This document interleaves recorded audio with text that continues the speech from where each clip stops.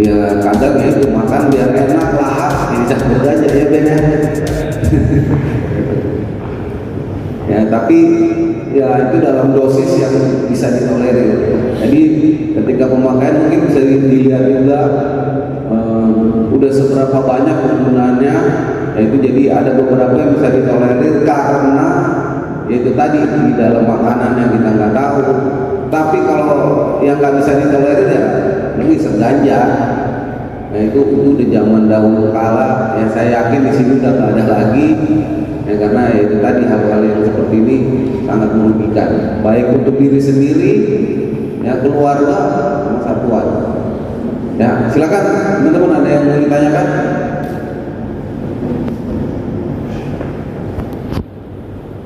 Dan dokter, sebenarnya saya nggak ngerti tentang narkoba. Alhamdulillah sampai detik ini saya sendiri juga belum pernah konsumsi namanya narkoba, mau jenis alkohol pun saya belum pernah. Cuma saya mau menanyakan sedikit aja yang tentang bahaya narkoba, tentang sabu. Karena selama ini yang saya dengar, yang saya nggak melihat hanya mendengar aja, masalah kalau sering menggunakan sabu itu sering mengeluarkan keringat. Lah saya ini kan hobinya olahraga, duduk pun keluar keringat karena suhu badan saya panas. Lah yang saya khawatirkan orang sehat sama nggak sehat ini kan bedanya di mana dong? Karena kalau orang nyabu katanya sering banyak keluar keringat. Nah, mohon izin, itu aja Pak Dokter. Terima kasih.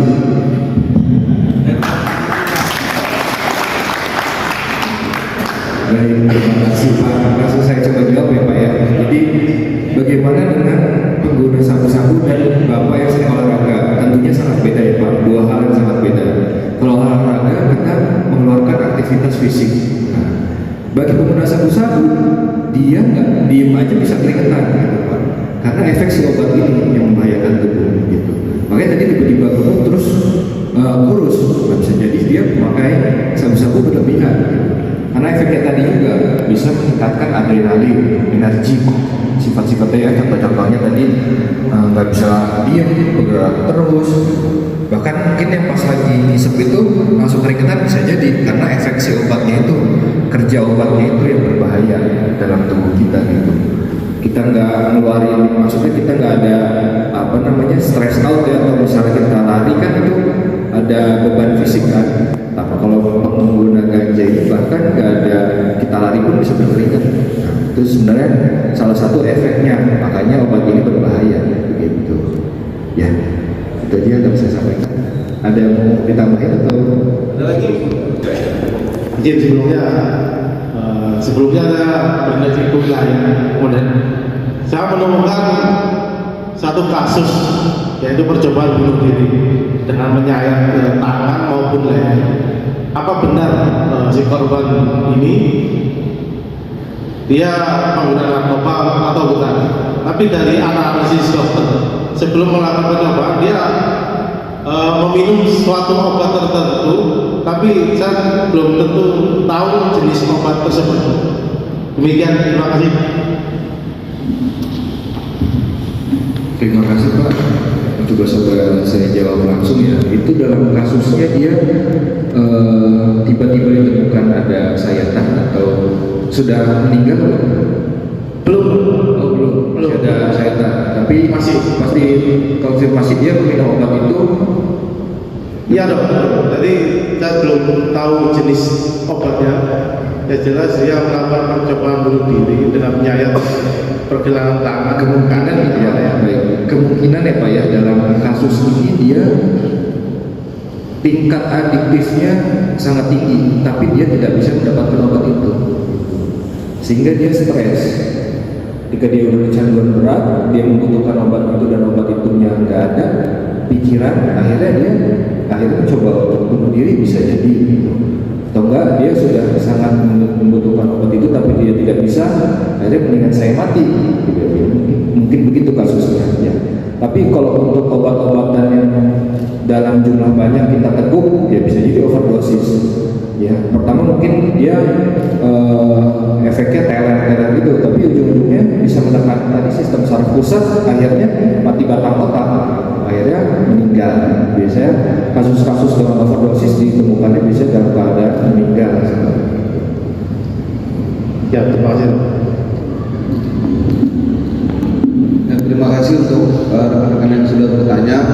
Ya, masih dibuka kesempatan untuk bertanya. Saya sedikit menanggapi ya, dari pertanyaan pada keempat. Ya, agak sedikit berbeda memang antara orang. Itu mungkin kita bisa lihat dari ciri-ciri fisik orang. Ya, mungkin kita juga bisa melihat orang pengguna dengan yang nggak pengguna tuh itu akan sangat kelihatan. Ya, mungkin orang yang tadi disampaikan dokter, keringatnya itu keringat beda antara keringat sehat dengan keringat sehat. Ya, jadi ciri-ciri fisik itu juga menentukan. Kalau kayak Pak dan Lipat, jarang kelihatan. Mungkin dan Lipat nggak mencoba sabu apa segala macam alkohol, tapi steril sering. Nggak bercanda, biar kangen aja gitu ya. Tapi sekali lagi itu mungkin bisa dilihat dari ciri-ciri fisik yang tadi dokter sudah sampaikan di depan itu memang dia ya, jadi mungkin agak sedikit berbeda. Kemudian untuk tadi terkait bunuh diri, ya mungkin bisa juga ya dia udah kena mental ya, udah kena mental ya, minum obat penenang ya, banyak faktor sih untuk bisa dia melakukan tindakan seperti itu ya, baik dari sisi medis maupun dari sisi mental. Dari sisi medis mungkin karena dia mengkonsumsi obat-obatan ya, kemudian dari sisi yang lain ya tuntutan ya, karena udah sakau nggak punya duit, ya itu tadi utang apa segala macam nggak mampu beli, akhirnya ya sudah ambil shortcutnya itu mati. Itu mungkin ini. Masih ada lagi teman-teman yang mau ditanyakan ya? Oh silakan. Mohon izin kan? Mohon izin dokter. Mohon izin bertanya. Apakah minum-minuman keras atau pecandu alkohol itu bisa mendorong untuk penyalahgunaan narkoba? Terus yang kedua, ganja, terkait ganja. Tadi kalau Pak dan Pak sabu, kalau saya ganja. Kalau untuk ganja itu kan tergolong tanaman, dok. Izin. Kenapa bisa tergolong aktif dan sangat membahayakan? Mohon penjelasan. Terima kasih. Terima kasih Pak. Pertama pertanyaannya itu kalau misalnya Minuman keras, keras, apakah bisa mendorong untuk kita penyalahgunaan ke narkoba? Kalau untuk efeknya miras sendiri kan sebenarnya lebih ke psikis ya Pak ya, lebih ke mental, juga bisa mempengaruhi sistem saraf pusat sehingga emosinya nggak stabil. Tapi biasanya ketertarikan dengan pengguna narkotika yang lain biasanya tergantung individunya ya Pak. Kalau misalnya dia emang rutin minum alkohol, sebenarnya kan efeknya sesaat doang. Mungkin setelah 5 jam atau 6 jam efeknya hilang, euforianya hilang. Beda dengan konsumsi narkotika jenis lain. Biasanya kalau untuk ketertarikan sih tergantung individu masing-masing. Kalau misalnya dia menyukainya dengan alkohol. Kalau misalnya dia jenis narkotika yang lain. Tapi kalau untuk ketertarikannya masih belum diketahui. Apakah si pengguna alkohol pasti dia pakai ganja atau dia pasti pakai sabu-sabu atau jenis narkotika yang lain, itu biasanya tidak diketahui. Harus dengan pemeriksaan dulu biasanya. Terus kemudian yang kedua, ganja ya Pak, biasanya dipakai tanaman. Makanya kalau yang sekarang itu sebenarnya untuk memelihara tanaman ganja itu sebenarnya jadi ilegal Pak. Jadi emang nggak untuk ditanam aja sebenarnya itu nggak boleh. Makanya di Aceh itu sebenarnya harus ditelusuri siapa yang nanam itu, bahannya dapat dari mana, atau apa namanya bibitnya mungkin bibitnya dapat dari mana, itu harus sebenarnya ditelusuri. Jangan sampai kita konsumsinya, karena bahayanya tadi kalau kita masuk dalam tubuh kita ya akan kerja otak kita akan lambat, langsung merusak sistem saraf utama. Itu Pak, ada cukup jelas atau mau bertanya? Cukup jelas dok, terima kasih. Mohon izin komandan, mohon izin Pak Dokter, izin bertanya, apakah ada sisi manfaat dari narkoba dan apakah kecubung itu termasuk dalam golongan narkoba? Terima kasih. Karena kecubung itu termasuk dalam tanaman juga, seperti ganja yang menimbulkan efek halusinasi. Terima kasih. Baik, terima kasih. Kalau untuk manfaat sendiri sih nggak ada ya. Kalau indikasi medis baru ada gitu. Kalau indikasi medis biasanya dalam tadi yang udah dijelasin dalam kasus-kasus kejiwaan itu sebenarnya kalau orang sakit jiwa kan dia pemikirannya aneh ya. Nah itu harus butuh obat-obat yang menenangkan pikirannya gitu. Tapi kalau kayak kita orang kayak kita ini sehat untuk konsumsi obat narkotika itu sangat tidak ada manfaatnya begitu kita. Malah merusak tubuh kita. Dari efek-efek yang tadi dijelaskan ya, yang bahayanya ya kita ngomong apa yang lantur terus tiba-tiba dia gerak-gerak sendiri aneh. Nah itu salah satu efeknya, jadi nggak ada manfaatnya dari narkotika itu. Kemudian kedua, jenis kecubung. Nah, ini sebenarnya mungkin Pak David ada pengalaman. Saya sendiri sih belum pernah ya dengar ada tanaman kecubung misalnya. Ada ya? Tidak ya?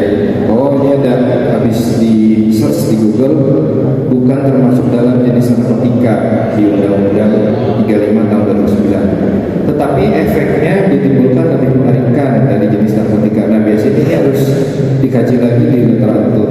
Biasanya sih.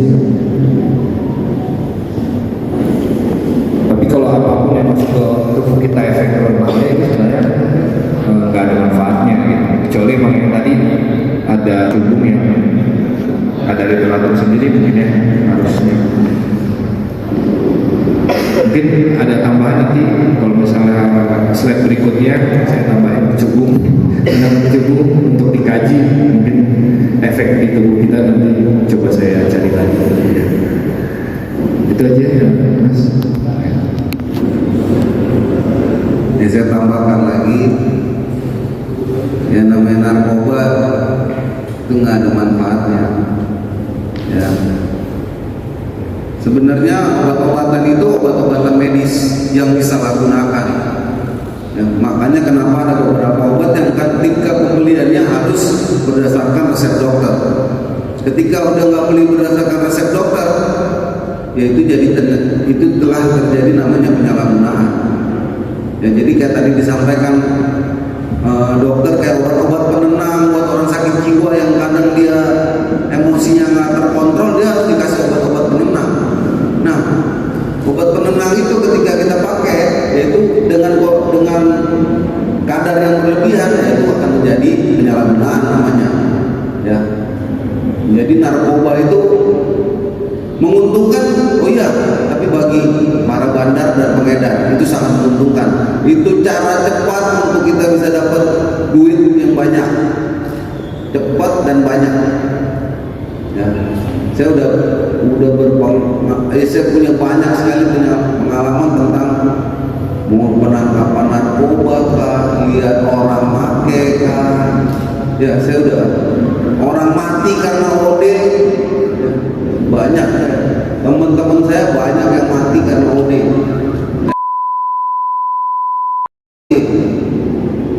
Ya, kenapa telat? Baru mau tahu sekarang, baru punya duit, baru merasa enak. Ya, dulu lu kemana aja? Ya, bahasanya seperti itu. Jadi sekali lagi jangan pernah tuh terpikir kalau narkoba itu ada manfaatnya, nggak ada manfaatnya. Manfaatnya untuk dunia medis, ya, untuk dunia medis dengan kadar, kemudian dengan petunjuk ataupun arahan resep dari dokter. Ya, di luar dari itu udah nggak ada, itu udah nggak ada manfaatnya. Ya tadi saya bilang manfaatnya cuma buat pengedar, ya, sama bandar. Dia bisa dapat cuan banyak, ya, tapi ya itu penggunanya itu mulai habis duit, ya. Mental terganggu, kesehatan terganggu, itu jadi merugikan. Ya, dia bisa enak dapat duit banyak, tapi yang sengsara di bawah. Ya, itu tadi baik untuk kita sendiri, keluarga, sama ya orang-orang sekitar kita. Karena nanti kalau lu udah kena OD mati, orang cuma bisa bilang apa? Kasihan ya. Nggak ada, dia nggak bantu, lu nggak apa, mau datang aja syukur. Ya, orang paling males lihat orang mati gara-gara OD. Ya, saya nggak tahu teman-teman punya pengalaman atau enggak, tapi saya sudah punya banyak pengalaman tentang itu. Ya, karena orang cuma bisa bilang itu aja, ya kasihan ya, ada dulunya bagus. Ya, cuma bisa begitu aja udah. Dia nggak mau datang bantu, paling kalau bantu paling teman-teman dekat lah. Tapi yang selebihnya orang udah males untuk mau bantu, apalagi terkait masalah narkoba. Ya mungkin itu yang bisa disampaikan tadi dari Pak Dokter. Kemudian juga teman-teman yang sudah bertanya, saya ucapkan terima kasih. Ya segalanya kita punya sedikit pengetahuan dan wawasan mengenai bahaya narkoba, dan saya yakin ini bukan hal yang baru buat teman-teman. Sebagian kita mungkin ini bukan hal yang baru, dan ini mungkin ketika kita di sekolah, SMP, SMA itu pasti sudah ada juga sosialisasinya. Cuman kadang ya itu tadi, biar dibilang keren, biar dibilang gaul, ya kan? Kalau ketemu teman nanti dia cerita kita enggak, kadang minder. Oh nggak ada manfaatnya itu pakai narkoba. Ya, bukan berarti lu pakai narkoba terus lu jadi gaul. Enggak sama sekali. Bukan berarti kita udah pakai narkoba terus orang lihat kita jadi wah orang mantep. Oh nggak ada. Orang akan lihat bagus karena kita punya prestasi. Ya kita melakukan sesuatu hal-hal yang baik, itu orang lebih respect dibandingkan orang kenal kita karena pelanggaran, pakai narkoba. Ya sekarang tergantung teman-teman mau pilih yang mana. Mau pilih yang dikenal karena kita punya prestasi, apa mau dikenal orang karena kita punya pelanggaran. Itu aja, sesimpel itu aja hidup. Ya tinggal lo yang memilih. Ya, lo milih bagus ya jadi bagus, lo milih jelek ya jadi jelek. Ya apalagi dengan kedinasan. Namanya narkoba itu nggak ada tolerir, nggak ada. Saya ada yang ngaku narkoba, ya gue pecat, gue sulit tempat antong, gue pecat. Ya, tetap. Enggak, saya nggak mau ngomong kayak begini, harusnya orang banyak biar enak. Ya. Ngapain saya pukul-pukulin gue pakai narkoba? Gue pukul lo pakai pulpen kalau ada, pukul pakai pulpen. Gue tanda tangan aja lo. Saya hidup lo yang pakai narkoba. Ya, lo boleh ketawa, ya lo boleh ini nanti ya mau gak mau saya masih nambah di sini. Ya kalau saya belum jadi Kapolres ya saya masih di sini. Ya nggak Ben? Ya selama saya masih ada di sini kok coba-coba pakai narkoba, mau pecat lo, nggak ada urusan, nggak ada cerita. Ya aku belum pernah pecat orang, pun sekali-sekali pengen pecat orang. Ya pecat karena pelanggaran yang lo buat, oke, gua akan usulin biar dipecat. Apalagi narkoba. Ya nggak usah lu pakai setitik aja ketahuan kalau persiapan. Ya dan nggak mau kita yang di sini ya percuma kantor kita ini bagus nih, keren, lihat bangun bagus apa segala macam, tapi kalau di dalamnya juga nggak bagus percuma, nggak ada gunanya. Dan bangun bagus-bagus seperti ini ya tapi di dalamnya kita rusak. Ya, harusnya diimbangi dengan kantor yang bagus, tapi dalamnya kita juga kita punya anggota, kita punya perwira yang bermutu. Oh itu jos itu top. Ya, mungkin ini Pak Tanto akan memberikan penjelasan mengenai tadi kalau Pak Dokter tentang bahaya-bahayanya. Ya, Pak Tanto lebih serem lagi dari dokter. Ya, kalau tadi serem sih, lihat tadi sih serem. Ya tapi kalau Pak Tanto bikin gigi lu hilang sebelah, ya, dijelasin Pak Tanto. Ya coba lo pakai, ya sudah, nggak apa-apa. Saya bilang saya dengan senang hati dan gak akan ragu-ragu. Ya, saya nggak mungkin dimarahin pimpinan gara-gara saya mencat orang yang narkoba. Itu gila namanya pimpinannya tuh. Ya, nggak mungkin dia akan marah saya kalau saya pecat orang yang ada kena narkoba. Ya, apalagi Pak Kapolri, KPLB kalau kita banyak bisa mencat banyak orang dengan anggota tuh KPLB. Ya tapi saya berharap di Batalion kita nggak ada Kalaupun ada, kalian sebelahnya saling ingetin. Ya, bila perlu pukul dulu dia, injek-injek batang lehernya tuh. Ya, kalau dia nggak mau berurusan Pak Tato, ya sudah, kasih tahu, ingatkan, nggak bisa ingat, pukulin dulu. Kalau udah nggak bisa ya sudah, urus diri masing-masing. Yang penting ingat, kita semua punya tugas kewajiban untuk mengingatkan setiap anggota yang ada di sini. Ya, lihat ada yang pakai, langsung injak di batang leher itu, ya, biar dia tahu, ya, biar dia sadar dulu. Selebihnya kalau dia nggak mau sadar, ya sudah, biarkan dia bertemu dengan pendamping sebelah kiri saya. Silakan Pak Tato.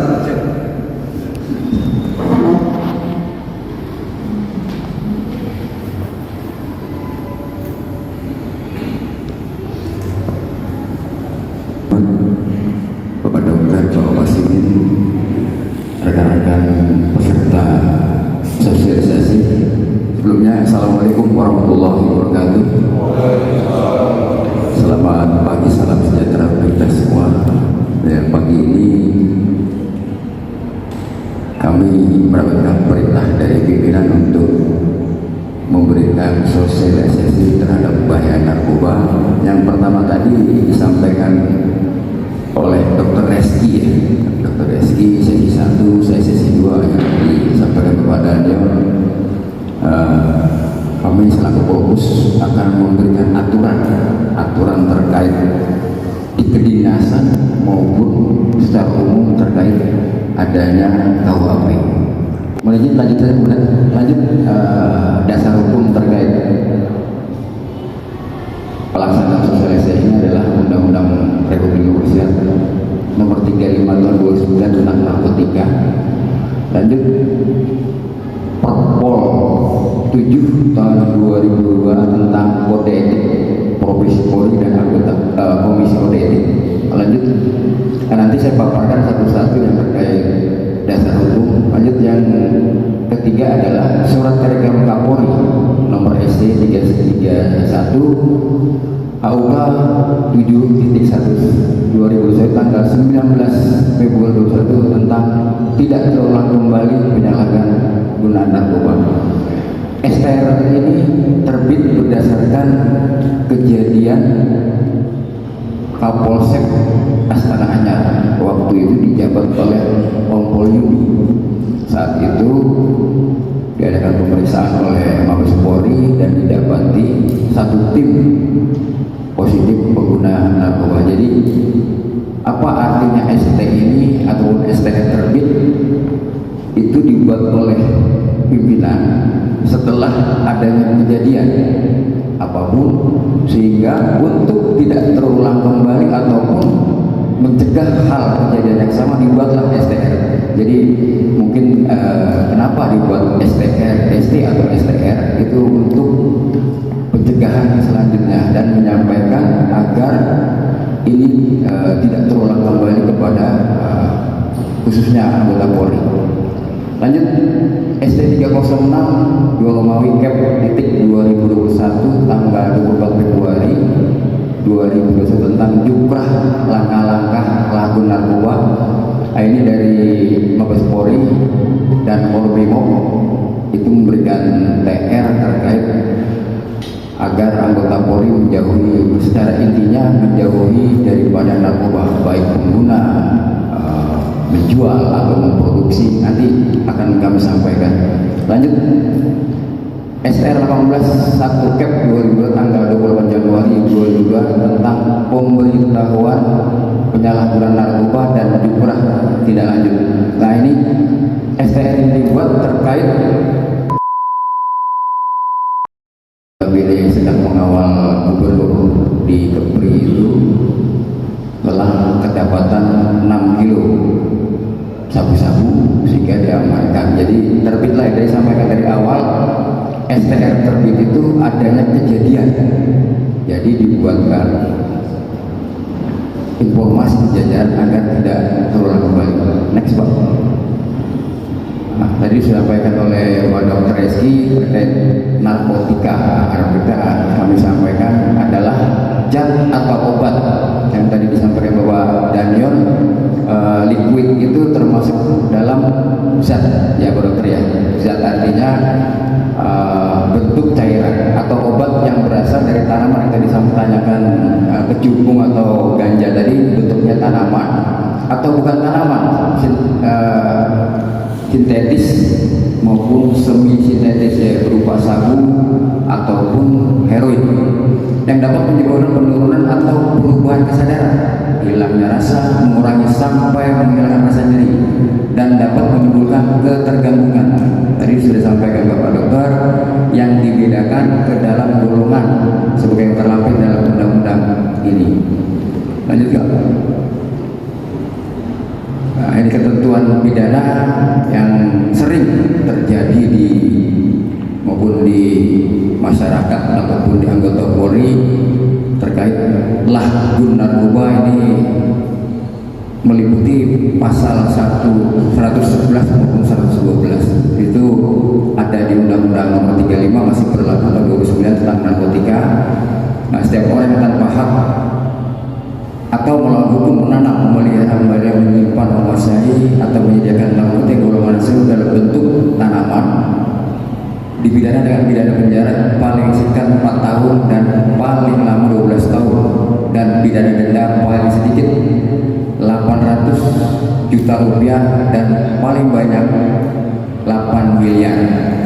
Lanjut pasal 112, setiap orang yang tanpa hak atau melawan hukum memiliki, menyimpan, menguasai atau menyediakan narkotika golongan 1 bukan tanaman. Nah, kalau yang tadi bentuknya tanaman yang 111. Kalau yang pasal 112 adalah golongan 1 yang bukan tanaman. Yang tadi Bapak Dono bilang lebih mengerikan ya ini yang saya sampaikan, putusan ancaman hukuman yang begitu berat terkait narkoba, paling lama 12 tahun dan dipidana denda paling sedikit 800 juta dan paling banyak 8 miliar.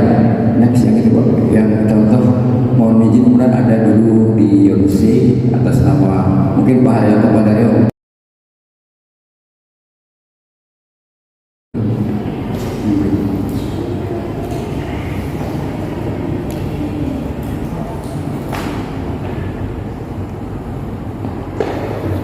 Izin kemudian ini kami sampaikan data anggota Sabrimo yang melakukan pasal 112 tadi ada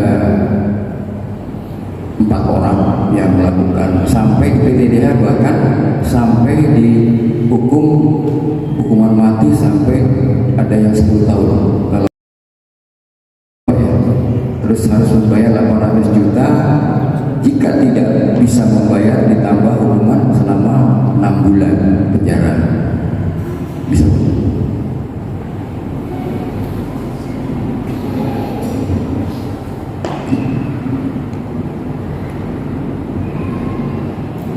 Nah, ini kami tayangkan data pelanggaran yang mungkin ada yang sudah tahu terkait anggota-anggota Sabrimo yang melakukan pelanggaran khusus narkoba. Pemaparannya ya mungkin ini hal yang membosankan untuk dengar ya, tapi jangan salah ini punya manfaat yang sangat penting buat kita semua di sini. Ya, ini tadi mungkin salah satu langkah-langkah pencegahan kita yang dimulai dari sekarang. Dimulai dari apa? Sosialisasi dulu biar tahu ini salah satu bentuk pencegahan ya. Ya, pencegahan yang nanti tidak yaitu pencegahan dari diri kita sendiri ya. Gimana terus kita bisa ngingetin orang lain ya. Kemudian kita adakan pemeriksaan urin ya. Itu langkah-langkah pencegahan yang harus kita lakukan ya, karena idealnya kita ngarepin orang yang suatu kesatuan yang bagus, nggak ada masalah, itu ideal ya. Tapi kalau kondisi yang kita hadapi ya ada pelanggaran, ada apa. Kadang hidup nggak keren juga kalau nggak ada masalah. Ya, yang lebih keren itu nggak ada masalah dan kita bisa selesaikan masalah itu. Nah, itu yang menurut saya itu yang terbaik. Jadi sekali lagi teman-teman, saya atas nama Batalion C mengucapkan terima kasih kepada kemudian Pak Tarto dan dari Bitokes. Ya, tapi saya minta nanti ketika ada waktu dan lebih banyak lagi anggota, itu akan lebih baik untuk kita bisa mensosialisasikan, karena bisa lebih banyak yang sadar dan tahu nanti tentang bahaya maupun ketentuan hukum. Ya, karena ini menurut saya hal yang bagus, hal yang baik, ya, dan ya kita dituntut sebagai, kalau bahasa Jawanya kata Pak dan kita tuh agent of change. Ya, ini buat jadi kita ini jadi agen buat perubahan bagi orang lain.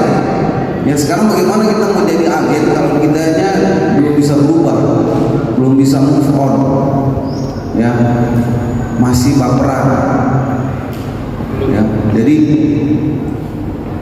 kita sekali lagi harus jadi agen perubahan untuk orang lain. Ya, ingat Polri kita sekarang sedang diuji dengan berbagai macam kasus. Ya, tingkat kepercayaan publik kepada Polri ini udah menurun dengan banyaknya kejadian. Ya, jangan kita tambah-tambahkan lagi penurunan kepercayaan itu dengan hal-hal konyol yang kita lakukan. Ya, harusnya kita bisa naikin citra Polri dengan perbuatan-perbuatan yang baik sehingga nama Brimob juga jadi bagus. Ya, citra Polri bisa naik. Ya, itu harapan dari pimpinan. Ya, tapi sekali lagi itu semua kembali kepada diri kita masing-masing. Ya, tapi terkadang kesadaran itu juga harus dipaksakan. Jadi tugas dari para senior, para komandan, baik dari komandan dari satuan paling bawah sampai komandan kopi, naik ke para pasi, ya, kemudian berjenjang terus sampai ke dansat, itu yang harus pembinaan-pembinaan yang kita lakukan. Jadi marilah kita isi hari-hari kita ke depan dengan perbuatan baik, prestasi yang bisa kita buat. Ya, kita udah coba lupain tuh pelanggaran. Karena kemarin saya juga mungkin agak keluar sedikit dari sini. Saya dapat disposisi tentang maraknya atau tingginya tingkat pelanggaran mengenai pinjaman online. Ya, dan di situ ditentukan sekarang. Ya, bagi rekan-rekan yang mau minjam bank itu minimal gaji 60%. Ya, kadang kita mungkin niat kita bagus sih, aduh kita ini kasihan nih, ya, butuh, ya sudahlah pinjam banyak, tapi kita nggak melihat nih, dia dapat gaji berapa sih, dia dapat rekeningnya berapa sih. Nah, itu minimal dari ketentuan yang sudah dibuat itu 60%.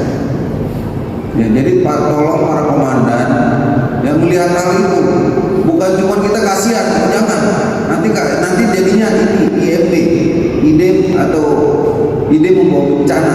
Ya, niatnya kita baik, mau nolong, tapi ya malah jadi masalah yang lebih besar. Jadi ketentuan-ketentuan yang sudah ada, yang sudah kita ikuti, kita jalani, nggak ada susahnya kok. Ya, karena itu tadi maraknya sekarang gampang mau pinjam online, nggak ada susah-susahnya. Kayak di Gojek atau di Traveloka kita bisa pay later, bayar ntar, utang juga namanya. Ya, jadi tolong sekali lagi, marilah kita sama-sama saling mengingatkan, sama-sama saling sadar, ya, untuk berbuat baik.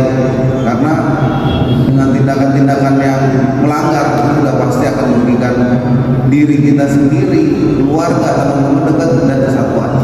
Ini yang bisa saya sampaikan.